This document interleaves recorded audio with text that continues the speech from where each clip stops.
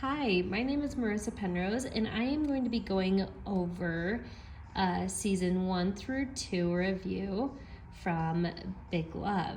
And I'm going to be going over the BYU article that you can see here that was written by Kent R. Bean, and also discussing a little bit about the statement article that the LDS Church put out. And I also apologize. I am recording it from my phone because I do not know how to do an audio from a computer. So just bear with me on this. So I don't know if many of you know what Big Love is. I did not, so I had to do a little bit of research on this. So basically what Big Love is it was an HBO drama that aired from 2006 to 2011. It is about a polygamous family that lived in the suburbs of Utah, and they practice LDS things, but it was also mixed with a bit of fiction. So the storyline follows Bill Hendrickson, a husband and a businessman in Utah, and his 3 wives, Barb, Nikki, and Margene. And the show is about them trying to live a normal life, but while also hiding the fact that they are polygamous. And it also mixed in real references, real LDS references, such as verbiage like seminary, garments, choosing the right, and intimate temple scenes that generally is not open to the public. And so many church members were upset with this because they felt like this gave people the wrong idea, and that is why the church decided to release a statement to clear things up.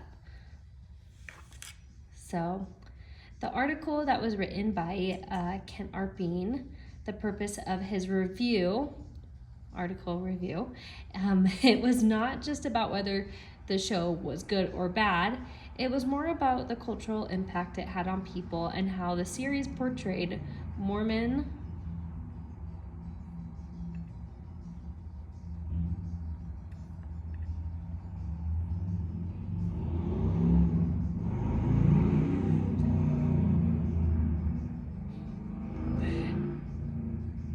it was more about the cultural impact it had on people and how the series portrayed Mormon identity and polygamy.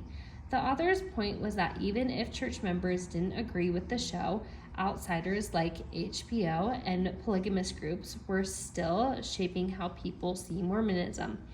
And this is why Kent treated the show as something important to study in culture. He thought Big Love mattered not just as TV entertainment, but because of its cultural impact on how people view those who are living here in Utah.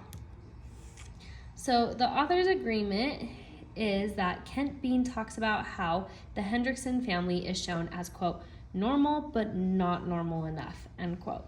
So on one hand, they look like any middle-class suburban family. This aspect makes viewers sympathetic, although the imperfections are shown in how Bill is stretched thin, how the wives are fighting for his attention or just attention in general, and how the kids are being neglected. So even though they might seem normal, they aren't, because polygamy just doesn't really fit well into our modern world. So Bean points out how the show compares them to 2 groups: the abusive fundamentalist compounds, which makes the Hendricksons look better, and the mainstream LDS families, which are sometimes shown in unfair stereotypes. So it pushes people to think about who gets to shape how Mormonism is seen. So why this matters is that I think it matters because media shows like Big Love reach bigger audiences than just the church itself. So if people only know Mormonism through TV, it can shape how they view the faith, or the LDS faith.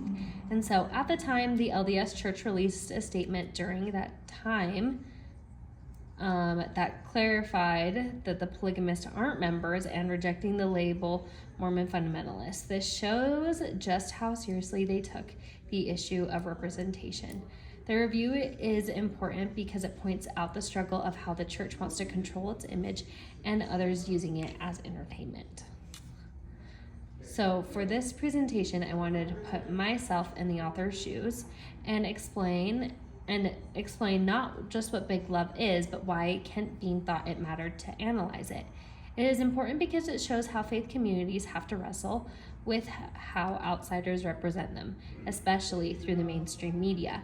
This representation helped me see how something that is as simple as a TV drama can create real cultural disagreements.